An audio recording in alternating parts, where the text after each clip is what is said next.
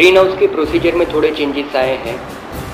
पहला चेंज तो सबसे बड़ा ये आया है कि जैसे कि पहले सब्सिडी थी 65% की, जो कि घट के अभी 50% हो चुकी है। और सेकंड चेंज ये है कि जो हम हॉर्टिकल्चर में 50,000 का डिपॉजिट पेड करते थे वो घट के 5,000 रुपीज़ हो चुका है। और इसके साथ ऐसा अंदाज़ा लगाया जा सकता है कि हर कंपनी ग्रीन हाउस की वो अपने प्रोडक्ट में करीबन 10% तक का रेट जो है वो बढ़ा देगी, और साथ में इंश्योरेंस प्रीमियम भी 10 से 12% बढ़ेगा। और करंट अगर बैंक सिनेरियो की बात करें तो कोई भी बैंक आज के डेट में ग्रीन हाउस के लिए डायरेक्टली लोन नहीं दे रहा है। वो सीधा आपको बोल देता है, अगर आप ग्रीन हाउस का कहीं लोन मांगने जा रहे हो तो वो सीधा सीधा आपको बोल देता है कि सर जी हमारे पास लोन नहीं है, हमारी बैंक डूब गई है। या अल्टरनेट सोल्यूशन आपको वो ऐसा देता है कि सर आपके पास एनए प्रॉपर्टी कितनी है। वहाँ पे फार्मर थोड़ा हिचकिचा जाते हैं। अगर आप 40 लाख का लोन लेने जाते हैं तो बैंक कोलेट्रल में आपकी 50 से 55 लाख की एनए प्रॉपर्टी कोलेट्रल में लेती है, तब जाके आपको उसके अगेंस्ट ग्रीन हाउस का लोन मिल रहा है। ये थोड़े से प्रॉब्लम्स चल रहे हैं अभी के फ़िलहाल गुजरात में। बहुत से लोग पूछते हैं कि बैंक लोन में हम जो कर रहे हैं उसका इंटरेस्ट रेट क्या होता है। तो अभी के डेट में फ़िलहाल इंटरेस्ट रेट की अगर बात करें तो वो अप्रॉक्सीमेट चल रहा है 11 to 12% का। और अब डिपेंड करता है कि आपका मतलब वो हमेशा आपको इंटरेस्ट रेट पे आपको वेरिएशंस दिखेंगे। आप अलग अलग बैंक में जाएंगे आपको अलग अलग वेरिएशंस दिखेंगे, वो ड्यूरिंग 11 से 12.5 के 20 साल का। और जहाँ तक कि बैंकेबल सब्सिडी का सवाल है तो 2013 में बैंकेबल सब्सिडी गुजरात में नहीं एप्लीकेबल होगी। बैंकेबल सब्सिडी क्या होता है कि जैसे कि आपको जो फार्मर को अपने जेब में से सिर्फ मार्जिन अमाउंट जो कि 65% की जो सब्सिडी हम बोलते थे अभी 50% हो गया है। 50% का अगर 40 लाख का आपका प्रोजेक्ट जाता है तो ऑप्शन ऐसा था बैंकेबल में कि फार्मर को लोन लेने है सिर्फ 20% की, बाकी कंपनी को पैसा गवर्नमेंट देगा, बाकी के रिमेनिंग 20 लाख रुपीज़। बट ऐसा 2013 में तो नहीं दिख रहा है कि ऐसा कुछ एप्लीकेबल होगा। यानी जो कुछ भी है आज के डेट में 100% फार्मर को ही निकालना पड़ेगा। एक बार उसका ग्रीन हाउस बन जाता है उसके बाद वो सब्सिडी का बेनिफिट उठा सकता है। कि मनीष ग्रीन हाउस क्या है? अगर मैं मेरी लैंग्वेज में बात करूं तो ग्रीन हाउस एक ग्रीन इंडस्ट्री है, एक ग्रीन फैक्ट्री है। जैसे कि आप कोई फैक्ट्री डालते हैं या कोई मैन्युफैक्चरर यूनिट डालते हैं, सेम थिंग ग्रीन हाउस है जहाँ पे आप वेजिटेबल्स एंड फ्लावर्स का, फ्रूट्स का आप वहाँ पे प्रोडक्शन निकालते हैं। इसके अंदर सर सीज़न का कोई भी लेना देना नहीं होता है। आप कौन से भी सीज़न में कौन से भी क्रॉप आप लगा सकते हैं। अगर हम क्रॉप की बात करें तो जनरली गुजरात में भी जो प्रैक्टिसेस चलती हैं जिसके अंदर कलर कैप्सिकम है, ग्रीन कैप्सिकम है, उसके अंदर कुकुम्बर है, मस्क मेलन है, चेरी टोमेटोज़ हैं। ये जनरली प्रैक्टिस आज के डेट में गुजरात में चल रही है। और अगर फ्लोरिकल्चर की बात करें तो यहाँ पे मेजर कस्टमर्स हैं जो कि जरबेरा और रोज़ के पीछे मतलब उसमें ग्रीन हाउस में उनका प्रोडक्शन ला रहे हैं। बहुत ही अच्छी चीज़ है। एग्रीकल्चर इंडस्ट्री बहुत बूम है। आप आंखें बंद करके आप इस प्रोजेक्ट को डाल सकते हैं, लेकिन एक चीज़ ध्यान रहे कि इस चीज़ में सबसे पहले आपका खुद का इन्वॉल्वमेंट होना बहुत ज़रूरी है। आप किसी के भरोसे पे इतना बड़ा प्रोजेक्ट आप खड़ा नहीं कर सकते हैं। जैसे कि आप अगर सोच रहे हैं कि हाँ चलो यार मैं मेरे फार्म से 50-60 किलोमीटर दूर रहता हूँ तो मेरे लेबर संभाल लेंगे, नहीं सर। अगर आप लेबर्स के भरोसे या आपके किसी सुपरवाइज़र के भरोसे अगर आप ये प्रोजेक्ट कर रहे हैं तो जो प्रॉफिट का टारगेट्स आपने सेट किए हैं वो कभी आपके मीट नहीं होंगे। आपका खुद का प्रेजेंटिंग, आपका खुद का इन्वॉल्वमेंट इस प्रोजेक्ट में चाहिए। और सबसे बड़ी बात है एडॉप्शन ऑफ टेक्नोलॉजी। आप जो नई तकनीकें आती हैं खेती के लिए आपको वो वहाँ पे आपको एक्सेप्ट करना पड़ेगा। उस हिसाब से आपको प्रिपेयर रहना पड़ेगा। फॉर एग्जांपल अगर आपको दिख रहा है कि प्लांट में कुछ डिसीज़ आए हैं तो फटाक उसका फ़ोटो खींचिए, व्हाट्सएप पे अपने एग्रोनॉमिस्ट को भेजिए, वो तुरंत आपको सॉल्यूशन देगा।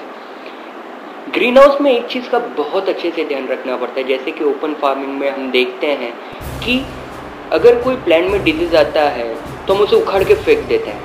यहाँ पे वैसा नहीं करना है। यहाँ पे आपका एक एक प्लांट कॉस्टली है, एक एक प्लांट को आपको ट्रीटमेंट देनी है, आपको उसे रिपेयर करना है और उससे प्रोडक्शन लेना है। ये चीज़ का फोकस आपको होना चाहिए अगर आप ग्रीन हाउस फार्मिंग में इंटरेस्टेड हैं। तो इसी चीज़ के लिए मैंने आपको फर्स्ट बोला कि आपका खुद का इन्वॉल्वमेंट होना यहाँ पे बहुत ज़रूरी है।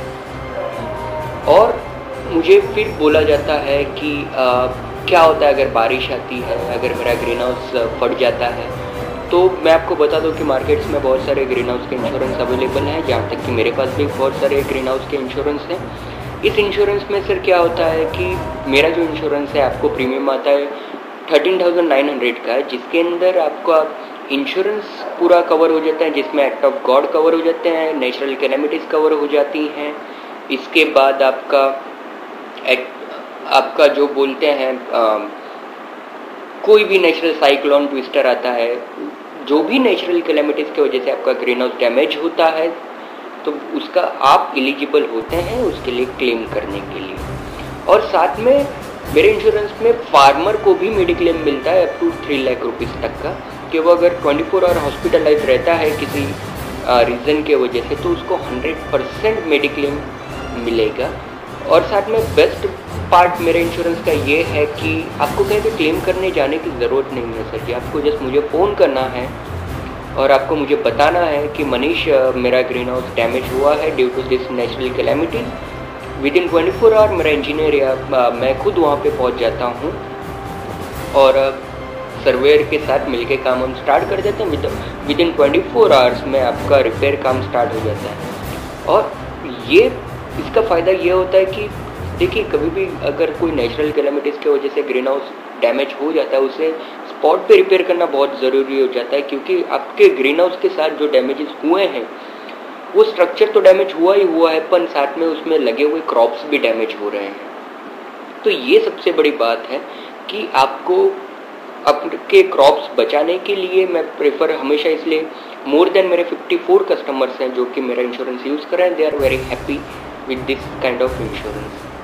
और अगर प्रोजेक्ट की बात करें कि इकोनॉमिकली ये प्रोजेक्ट कितने में बैठता है, तो अप्रॉक्सीमेट 35 टू 37 लाख के बीच में मेरा प्रोजेक्ट पूरा कंप्लीट होता है, जिसके अंदर आपका ग्रीन हाउस का स्ट्रक्चर आ जाता है, आपका ड्रिप फॉगर आ जाते हैं, आपका बेड प्रिपरेशन आ जाता है, लैंड फ्यूमिगेशन आ जाता है, आपका 1 साल का एग्रोनॉमिस्ट आपको मिल जाता है और 1 साल का इंश्योरेंस आपको आ जाता है, आपकी सीड्स आ जाती हैं, आपकी नर्सरी वर्क आ जाता है। ये है मेरे स्ट्रक्चर की खासियत। और मैं हमेशा आपको एक सीधी गाइडलाइन में आपको देना चाहूँगा कि प्लीज़ किसी सेल्स पर्सन के बहकावे में ना आए। वो हमेशा यही बोलेंगे कि आई एम द बेस्ट, मेरा प्रोडक्ट ही अच्छा है। मैं आपको पर्सनली रिकमेंड करूँगा कि आप खुद इस मार्केट का स्टडी करें। आप कोई भी सेल्स पर्सन के कमिटमेंट में ना आए, कोई भी सेल्स पर्सन के उनके स्ट्रैटेजी में ना आए। वो बोलेंगे कि मैं आपको ऐसा कांटेक्ट करा दूंगा, मैं आपको वैसा कांटेक्ट करा दूंगा, ऐसा कुछ भी नहीं होता है। जब भी आप प्रॉब्लम में फंस जाते हैं तभी ये सेल्स पर्सन खुद ही आपको ऐसा बोलेंगे कि सर मेरा काम था आपको मैं मार्केटिंग डिपार्टमेंट में काम करता हूँ, ठीक है, आपको इसके लिए इनसे बात करनी पड़ेगी। वो बोलेगा सर अभी मेरे पास ये नहीं है, आपको इसके लिए मुझे ऊपर से अप्रूवल लेना पड़ेगा। बस आप गोल गोल घूमते रहेंगे। इसलिए मैं आपको स्टार्टिंग से कहता हूँ कि कोई भी सेल्स पर्सन के बहकावे में ना आए, कोई भी सेल्स पर्सन के उनके कमिटमेंट, उनकी जो स्ट्रेटजी वो आपके लिए यूज़ करते हैं उसके अंदर ना फंसें, अपना माइंड ओपन रखें। और जो मुझे क्रॉप्स के बारे में पूछा जाता है कि मनीष जनरली हमें कौन से क्रॉप्स लेने चाहिए, तो मैं हमेशा सजेस्ट करता हूँ कि आप फ्लोरिकल्चर में ना जाते हुए आप एक वेजिटेबल्स में जाइए, जैसे कि आपका ग्रीन कुकुम्बर हुआ, मस्कमेलन हुआ, आपका टोमेटोज़ हुए, आपके कलर कैप्सिकम, ग्रीन कैप्सिकम। ये जो क्रॉप्स हैं वेजिटेबल्स के, ये हमेशा ऑल टाइम हिट है। सर मैं आपको एक सिंपल सा एग्जांपल देना चाहता हूँ जो मेरे गुरु ने मुझे दिया था, कि शायद वो भी ये देख के खुश हो जाएंगे। कि मैं जब उनके साथ बैठता था तो वो हमेशा कहते थे कि देखिए ना, आपकी सिटी की पॉपुलेशन कितनी है? मैंने बोला 1 करोड़। फिर उन्होंने मुझे बोला था कि 1 करोड़ में ऐसे कितने जन हैं कि जो रोज़ फूल खरीदते हैं और ऐसे कितने जन हैं जो रोज़ खाना खाते हैं? वाला, भाई फूल खरीदने वाले तो मैंने नहीं देखे, लेकिन खाना खाने वाले देखे हैं, रोज़ ही खाते हैं, हम सभी खाते हैं। तो सर इसी ये सेंटेंस में उनका आंसर छुपा हुआ था कि आप डिसाइड कीजिए आपको फ्लोरिकल्चर में जाना है या वेजिटेबल्स। वेजिटेबल्स की अगर बात करें तो ग्रीन कुकुम्बर जो है उसका ड्यूरेशन होता है, वो क्रॉप की जो ड्यूरेशन है वो 3 मंथ्स का क्रॉप है, जहाँ पे आपको एवरेजली 45 to 50 टन का प्रोडक्शन मिलता है। और एवरेज रेट मार्केट में चल रहे हैं 9 रुपये से लेके 11 रुपये तक के पर KG. Musk melon the same thing, आपको 50 टन तक का प्रोडक्शन मिलता है, एवरेज रेट है 9 रुपये से लेके 10 रुपये पर केजी। टोमेटो भी सेम है, आपको एवरेजली प्रोडक्शन मिलता है 3 महीने के अंदर 70 टन का, और आपका रेट मिलता है आपको 9 रुपीज़ से लेके 11 रुपीज़ पर केजी तक का। और कैप्सिकम की बात करें, कैप्सिकम डिपेंड करता है, सीज़न नहीं बोल सकते, लेकिन एक पीरियड पे डिपेंड करता है। अगर आप जनवरी फरवरी में उसका प्लांटिंग कर रहे हैं तो नवंबर तक के अगर आप एवरेज उसका रेट निकालें तो आपको एवरेज वो 80 to 90 के बीच में आपको पर केजी पड़ता है, और एवरेज प्रोडक्शन आपको 9 मंथ्स में मिलता है 45 to 50 टन का। तो ये क्रॉप्स की उनका ड्यूरेशंस और उनके एवरेज रेट आपको मैंने बताया।